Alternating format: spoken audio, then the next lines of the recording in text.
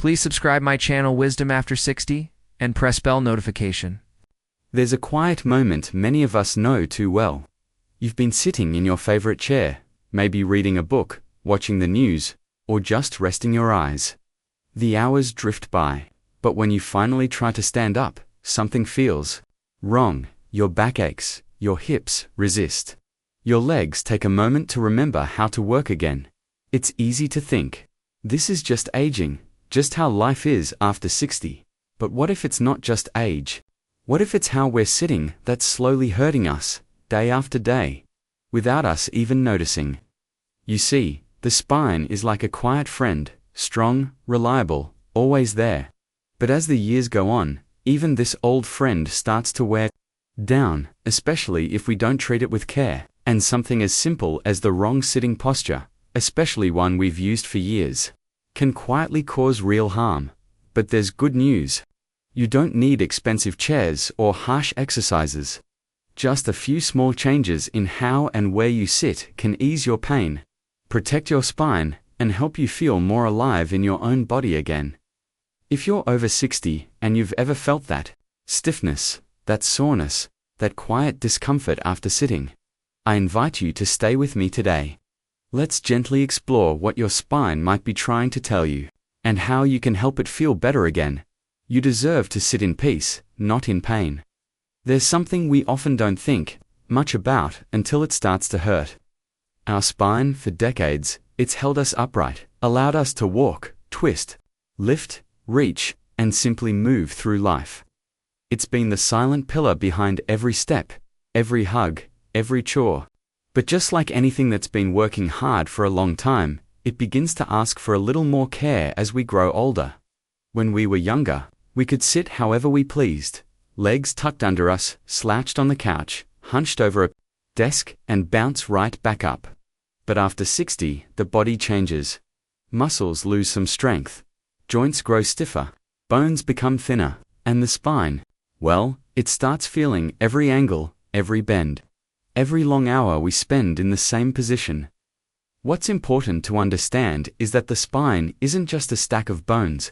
It's full of nerves, cushions, muscles, and tissues that all work together. And when we sit in the wrong way, slouched, twisted, or unsupported, we're not just being a little careless. We're slowly putting pressure where it doesn't belong. It's a bit like placing a heavy book on a delicate flower every single day. At first, it seems fine. But over time, the petals begin to bend.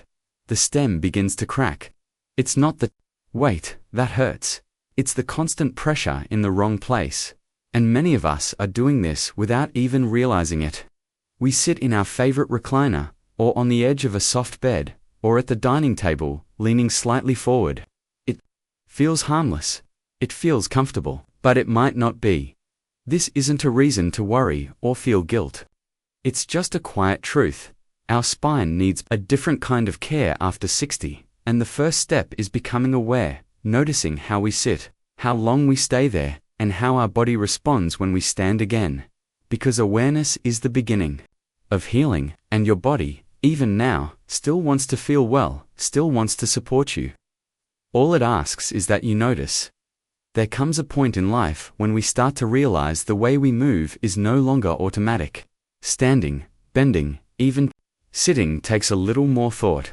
And that awareness can feel frustrating at first, even a little sad, but maybe, just maybe, it's not something to mourn.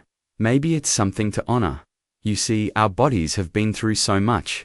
Decades of standing in kitchen doorways, holding children on our hips, working long hours, carrying bags, walking miles, all of it written quietly into our bones and joints.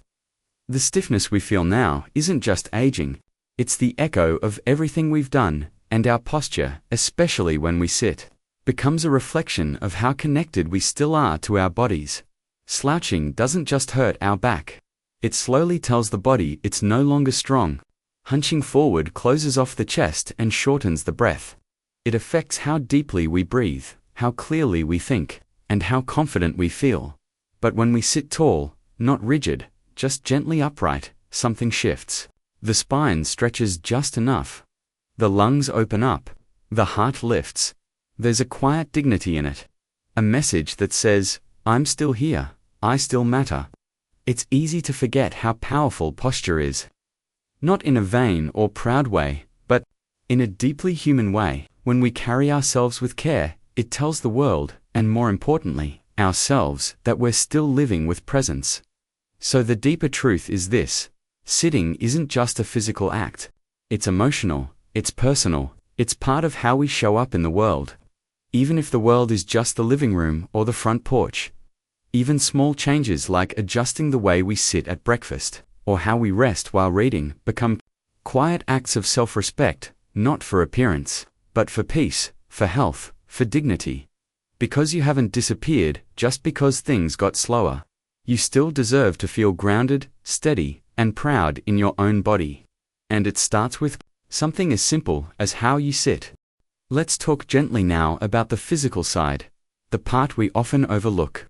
But that matters more with each passing year. Many seniors say things like, I didn't do anything, but my back still hurts.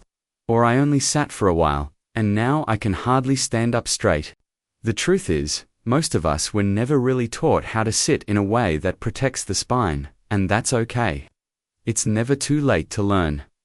Here's what's quietly hurting us: sitting without lower back support, which causes the spine to curve in the wrong direction. Slouching forward, especially when reading, knitting, or watching TV.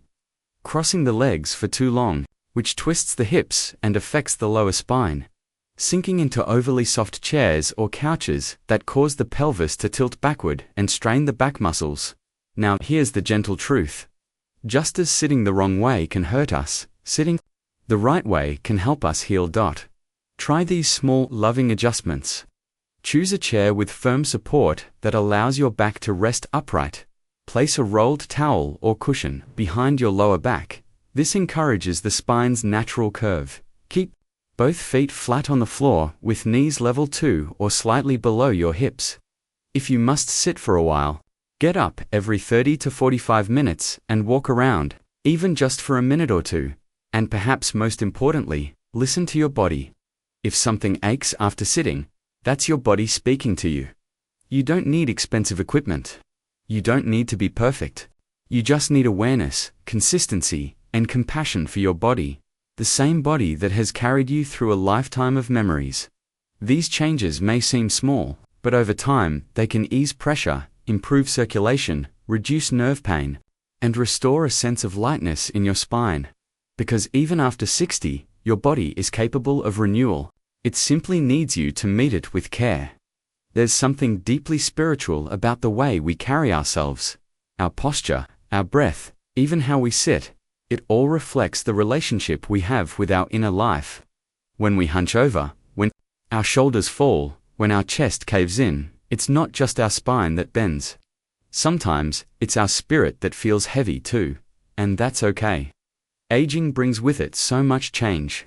The people around us, the pace of life, the quietness of a once busy home, it all adds weight we can't always see.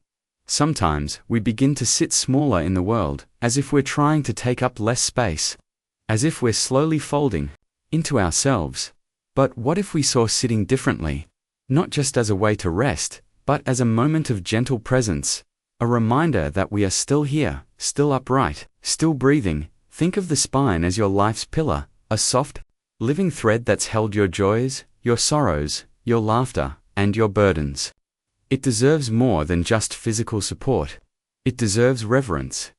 When you sit with care, you remind your soul, I honor the life I've lived. I honor the body that's brought me this far.